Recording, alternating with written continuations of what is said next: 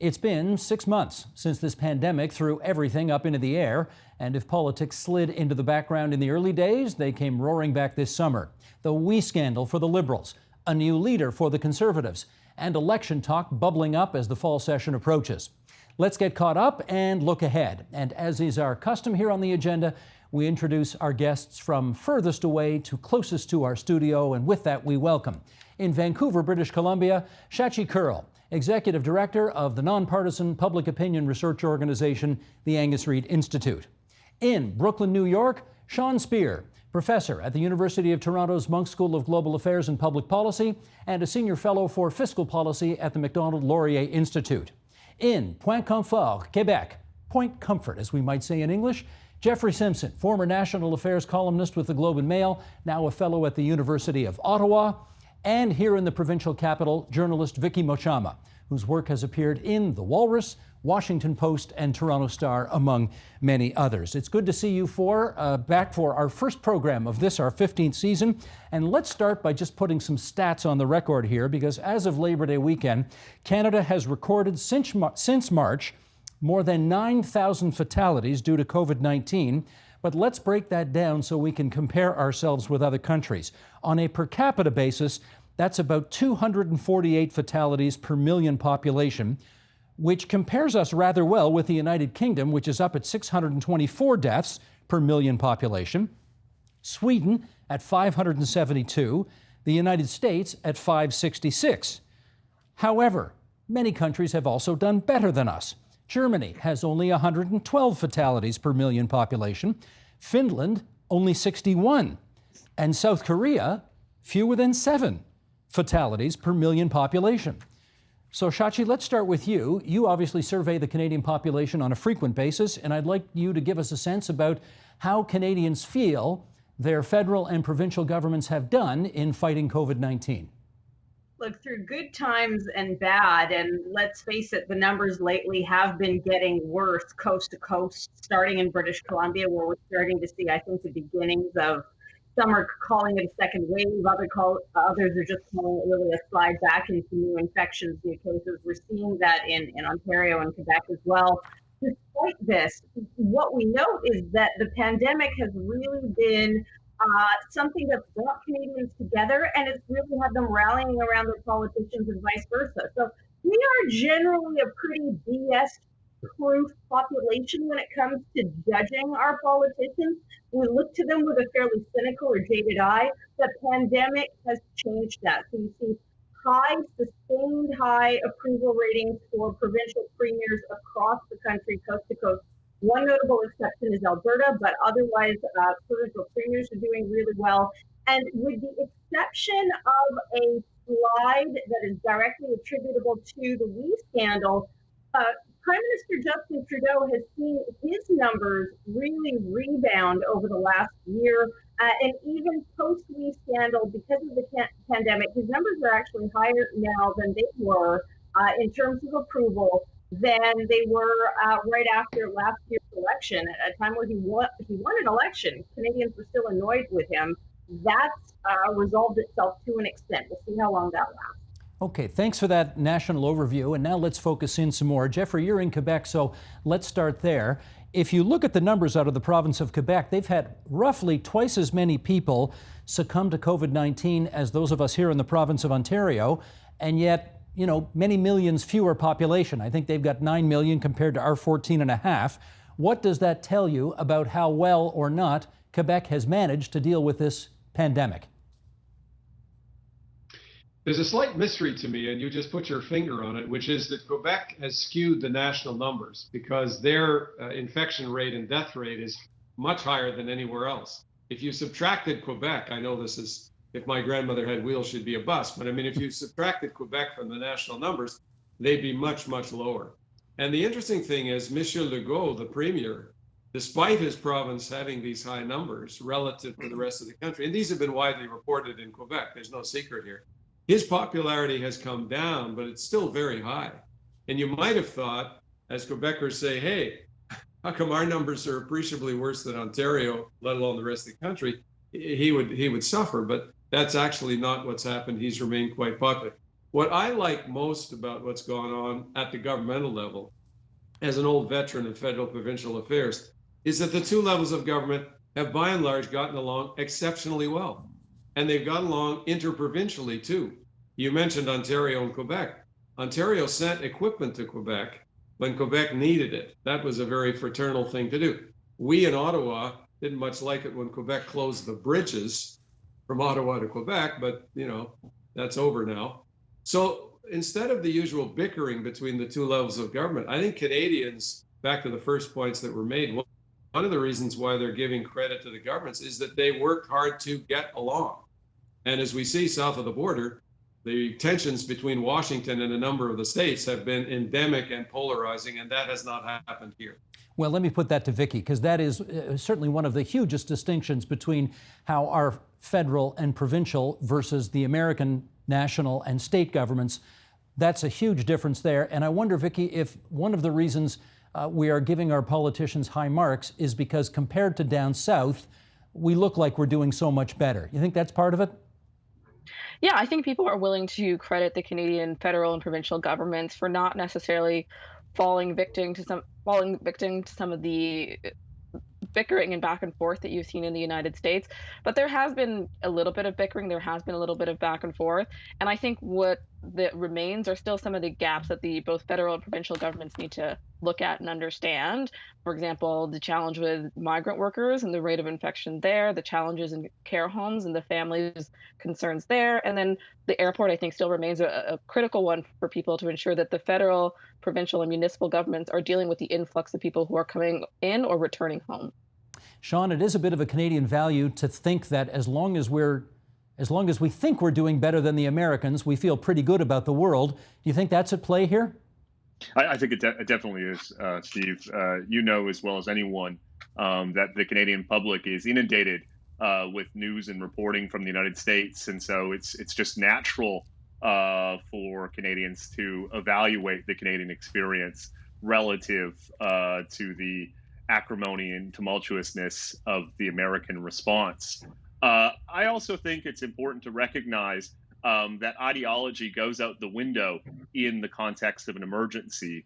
Our politicians have been responding to twin crises, a public health crisis and an economic crisis, for which there is really no playbook. And so I think it's logical that ideological and partisan difference have been minimized as our political class has sought to respond to this extraordinary crisis. But as you said in your introduction, Steve, politics is starting to reemerge.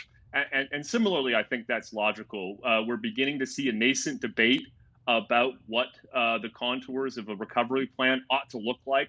And that is going to reflect ideological differences about the role of government, about the limits of government action. And I actually think we're on the cusp of what will no doubt be a tumultuous, but I think actually quite an exciting and dynamic debate about the future orientation of Canadian policymaking at the national level, but also at the subnational level. We will get to that later in our conversation, but I'd like to put a third leg on that stool, if you like. And Vicky, maybe I'll start with you on this. It's not just a health crisis and an economic crisis. There's been a racial reckoning across North America right now, the likes of which we haven't seen in 50 years. And I, obviously starting with George Floyd being caught murdered on video in Minneapolis. Vicky, how much do you think our subsequent politics and developments have been influenced by that third crisis that we're undergoing right now as well? I think on that front, the questions raised by the protesters around police oversight, police reform, and the abolition of a carceral state haven't necessarily been met by politicians. But I think there has been an understanding from the public that this moment and this crisis is being experienced differently by different races, by different ethnic groups, and by Indigenous peoples and their nations. And so I think that awareness is much more broad than it might have been before. And so the moment of racial reckoning is happening at a more interpersonal level than necessarily at a political level. I don't see politicians answering these questions about the funding or defunding of police. You don't necessarily see federal answers about systemic racism within the RCMP, but you do hear more questions, more concerns, and much more understanding from individual Canadians about how race impacts our politics. I guess I should be careful with my language here, Shachi, before I get you to comment. The police officer in question in Minneapolis hasn't been found guilty of murder yet. Let's just say the killing of George Floyd, what many people certainly thought was a murder. Shachi, do you want to weigh in on how the racial reckoning south of the border has affected our politics and our society here?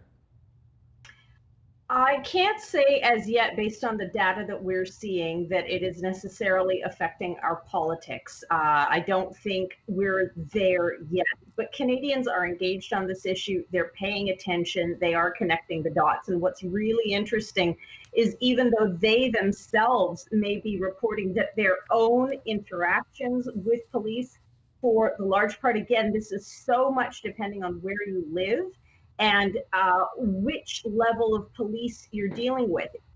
Is it your local police? Is it city police? Is it the RCMP?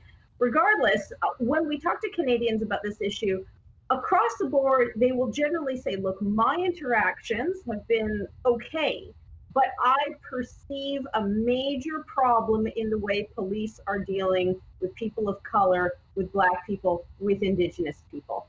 So there is an engagement, there is an awareness, and there is a naming of the problem and an identification of the problem. Where Canadians are in terms of what do we do next, who's accountable, who should be accountable, should there be defunding, what should the future of policing and public interaction look like?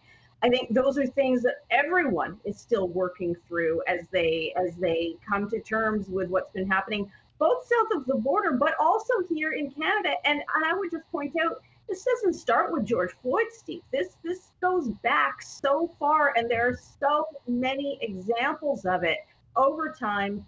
So many Canadian instances caught on camera as well, particularly in relation to our Indigenous populations.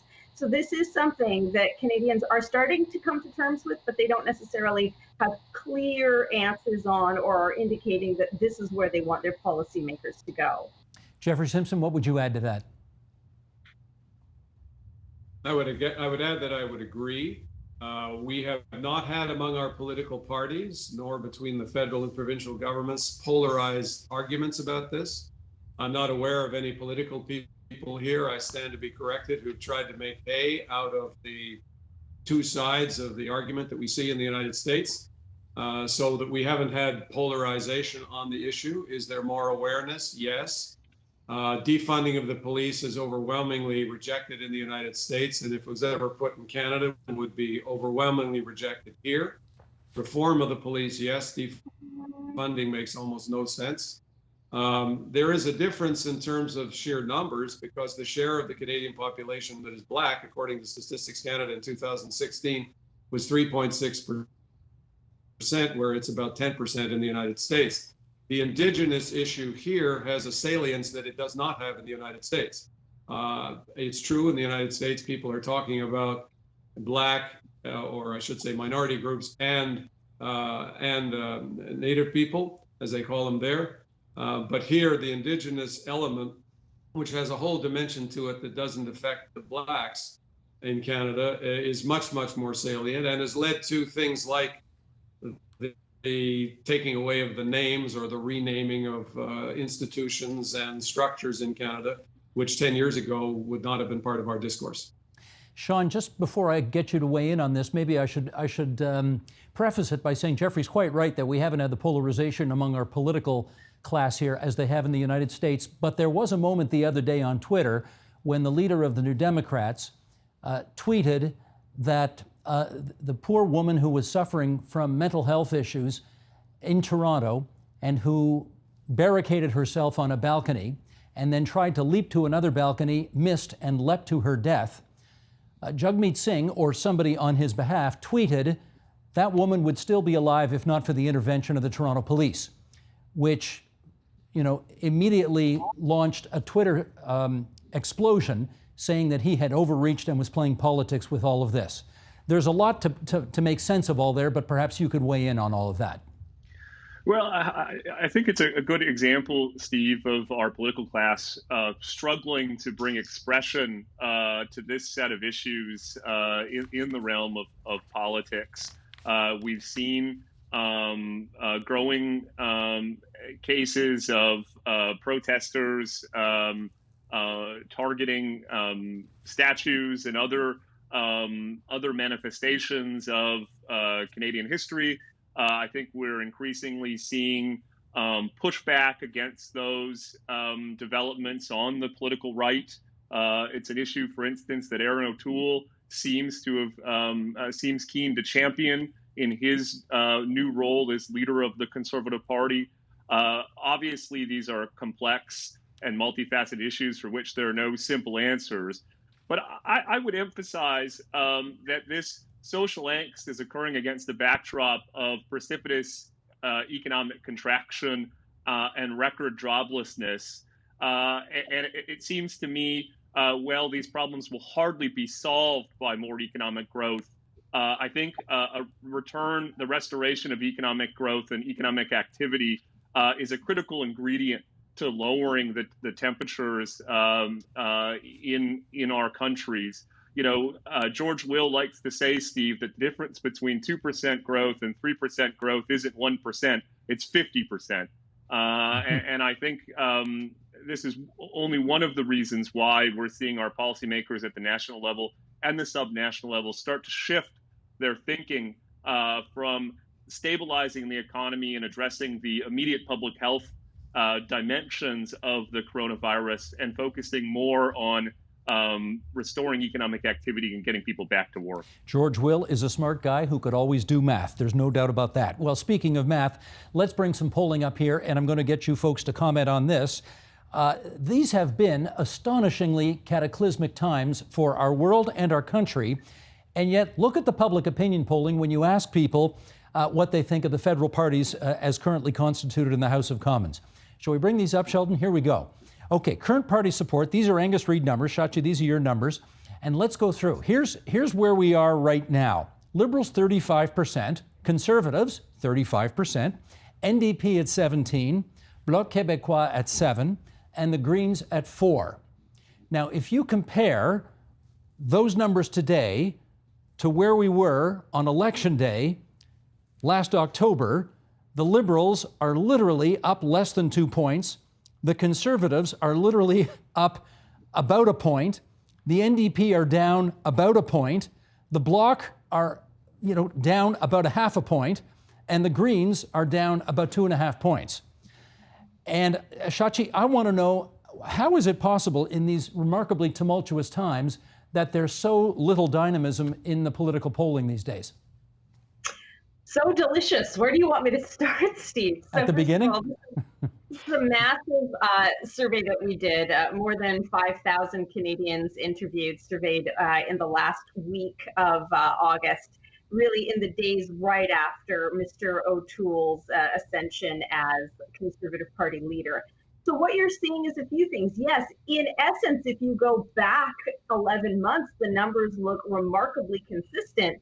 But what this represents since the beginning of May is actually a slight drop for the Liberals. They've largely stabilized with perhaps a few flush wounds, but nothing fatal coming out of the Wee scandal, but also a bump of a handful of points for the Conservatives with a new leader who is now having to do the work of attempting to reappeal to voters that this party has in the last 2-3 years had very difficult times getting traction with. So what do you hear Aaron O'Toole talking about immediately in the wee hours right after his win as leader? He says, if you live in a city, the Conservative Party is here for you. If you're a woman, the Conservative Party is here for you. If you are a person of color or an immigrant, you have a home in the party. These are messages that what we would call centrists or swing voters have not been hearing from Conservative leadership in a while. And so that's been put down very forcefully by Aaron O'Toole. He's also tried to move to quelch some of the issues around social values. So he's saying, look, I'm pro-choice. I don't have an issue with same-sex marriage. I'd march in a pride parade, et cetera, et cetera.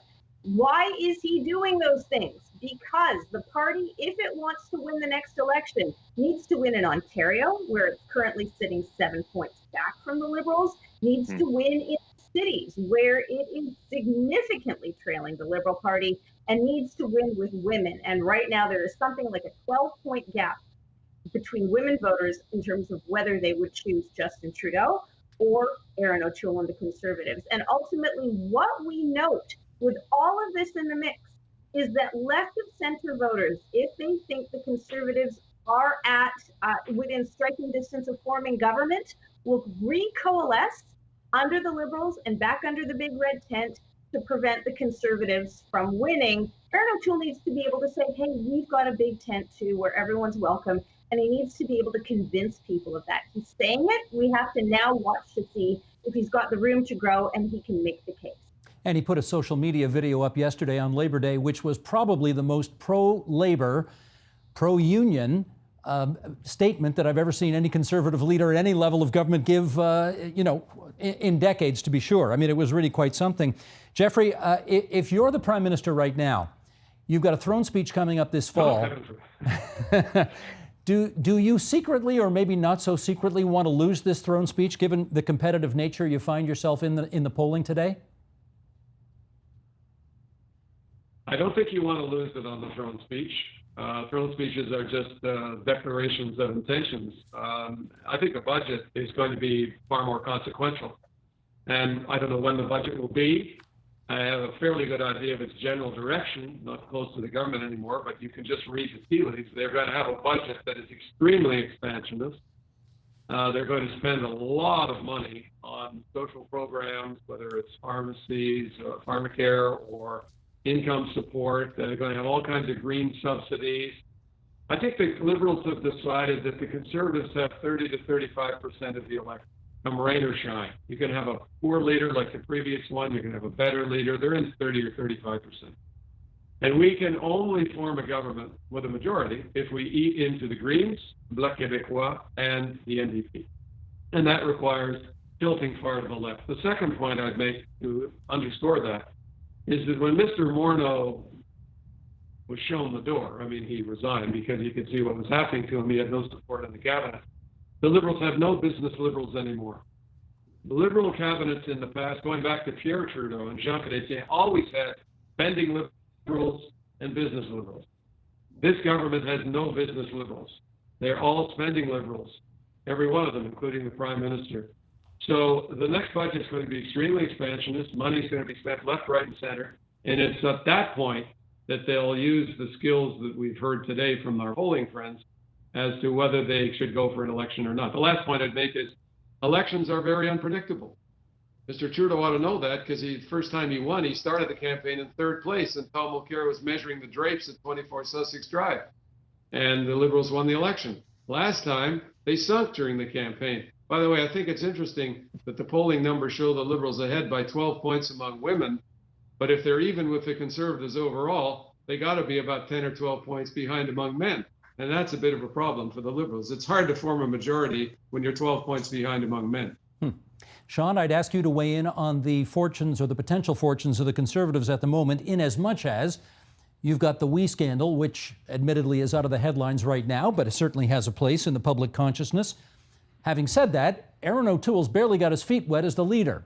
How concerned would you be about pulling down the government's throne speech, knowing that you've got a guy in his literally first months as leader at the helm right now? Well, he's certainly on a steep learning curve, Steve, given the prospect or potential for an election campaign mere weeks away.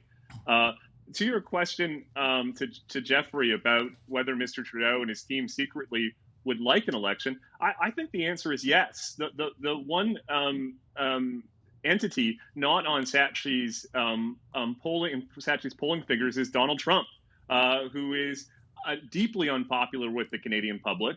And I think Mr. Trudeau and his team would actually like the prospect of running a parallel campaign in Canada while the U.S. presidential election slumps on.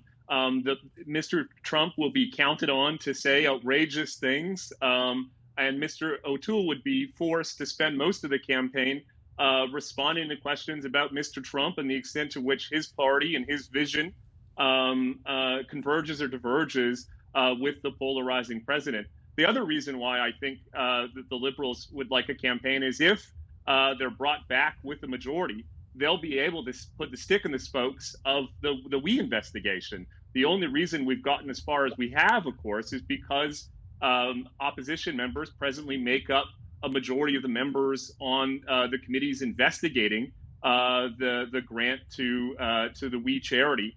Prorogation was a short-term attempt to slow that process down. A new majority mandate would be what the Liberals need to shut it down.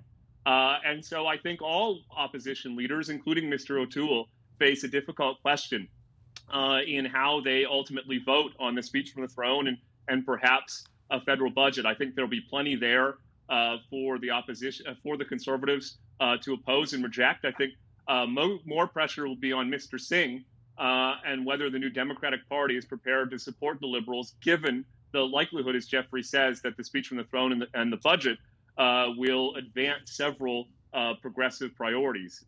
Is that enough to secure NDP support or not, I think will be the major question in the upcoming parliamentary session. And let me get Vicky to pick up the story there on the Social Democratic part of the political ledger. And to that end, Vicky, maybe I can ask you to react to it in this respect. You know, for the last two Democratic presidential nomination races, a self-declared septuagenarian socialist has really been right there almost at the finish line, running extremely competitively. Senator, and if you look at the current Democratic Party, you know, you've got, I guess they call themselves the Squad, led by AOC, Alexandria Ocasio-Cortez, Congresswoman from New York, you know, who's a self-declared socialist and unapologetically arguing for a much larger role for government. They are very popular in some parts of the United States right now in a way that the NDP just is not in Canada. I guess the question is, how does the NDP maybe try to benefit from some of that radicalism happening in the United States right now? Well, I think the question really for Jagmeet Singh is, has he been able to carry the momentum of his win into his role as leader of the party? And I don't think we've necessarily seen that from him. And part of it is, you know, the lack of cash that they have as a party. And so the idea of an election for them, I think, is not necessarily, you know, one they want to answer, and they don't want to head into an election. But, you know, it's also the fact that they're unwilling to be, you know, unabashed supporters of labor efforts, of rights for workers, of speaking in the language of socialism. Part of the challenge of that is that the American socialists are asking for some of the things Canada already has. They're asking for universal health care. They're asking for expanded sick leave. They're asking for things that a lot of Canadians, depending on where you are in the country, already have. So what does that kind of socialism that is popular in the NDP amongst young women who largely support the NDP, where is that going to come from for Jagmeet Singh? How is he going to articulate that? And so I think that's really the question for the NDP, the Liberals, and the Conservatives. In that video message from Erin O'Toole on Labor Day, he was speaking about class. And, you know, all three of them have backed down off the questions of race, but I think are going to spend the next few months, election or no, talking about the class impact that this pandemic has had and how that has affected different people depending on where you are. They're possibly going to go after the middle class, but I think the Liberals, with the teases that they've put out about the budget, are maybe returning to Justin Trudeau's attempts at that fairness agenda, at going after the wealthy, at expanding social programs, and are maybe going to now listen to what the NDP have to say about questions around a universal basic income, expanded transit supports, green tax credits, all of those things. So I think for Jagmeet Singh, he's always pulled back on some of the NDP's agenda, but now has a window and an opportunity to be a little bit more aggressive and more vociferous in his support of what the NDP has to offer. Gotcha. Less than 5 minutes to go, folks. Let me put one more thing on the table here and see if I can get everybody to comment on it. Sadly, just briefly, because we're running out of time. Sheldon, let's bring these stats up, shall we? What do Canadians care about? You're not going to be shocked to hear number one on that list, 35% of the people identified the response to COVID-19. But if you look at number two, which is healthcare at 32%, you put them together, that's basically 2/3 of Canadians who say COVID-19/healthcare is top of mind right now. 3 in 10 identify climate change, almost 3 in 10 the economy. Government spending and deficit, less than 1/4 of the people identified that as an issue. Income inequality is down to just over 2 in 10. Corruption, a little under 2 in 10. Jobs, under 2 in 10. Public safety, 1 in 10. Shachi, I need a smart pollster here to tell me what that ranking suggests about Canadians' priorities at the moment.